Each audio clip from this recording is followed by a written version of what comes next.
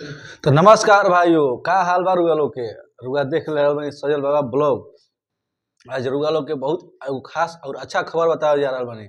हमें फिलहाल पवन भैया अभी अभी अपना आरा के हवेली पर देखी घूमे जा रहल बानी, जायजा लेनी कैसे बनता का बनता सब चीज के देखनी यहाँ के। और यहाँ के अभी प्रोग्राम में शाम में निकले के भैया देखी यहाँ के गाड़ी खड़ा जो रेंज रोवर। तो भैया आइल बड़े पवन भैया अपना घरे गिला हन और मम्मी से आशीर्वाद ले हैं, सबके से मिल रहे हैं।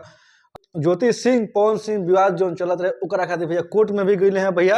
आ कोर्ट में जाके अपन सब पेशी दवाई दिले हम और देखिए अपना घर पे घूम रहा बाड़े, जायजा लेत रहा बाड़े का चलता का ना। ऋतिक भाई भी साथ में बाड़े, सभे केहू बा पवन सिंह पूरा टीम जुटल बिया।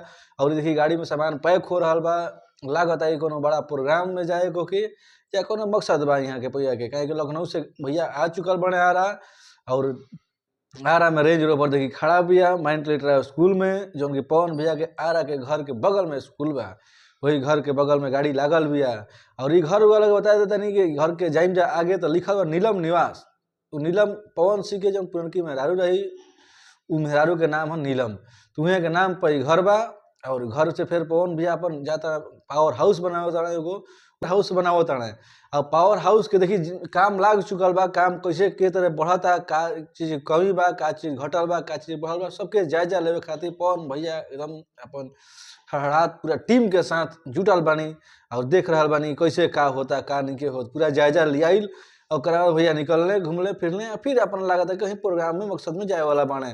और ये आरा में आइल बने, लखनऊ से चल के आरा आइल बने। रुआ लोग बता दो चाहता नहीं, सबसे बड़ी खबर बा पवन भैया लखनऊ से चल के आरा आइल बने अपना गाड़ी रेंज रोवर से और पूरा टीम के साथ आइल बने। देखिए उनकर मैनेजर नया मैनेजर अभिषेक सिंह भी साथ में बने, ऋतिक सिंह भी साथ बने, सभी लोग बा और सभी लोग पवन सिंह के साथ घूम रहा बा। और आइल बने कुछ अच्छा लगता हुई या तो प्रोग्राम हुई ना तो कोई काम हुई ना तो पटना निकले वाला बड़ा कुछ ना कुछ हो सकता है। आगे के वीडियो बनाए का हुई।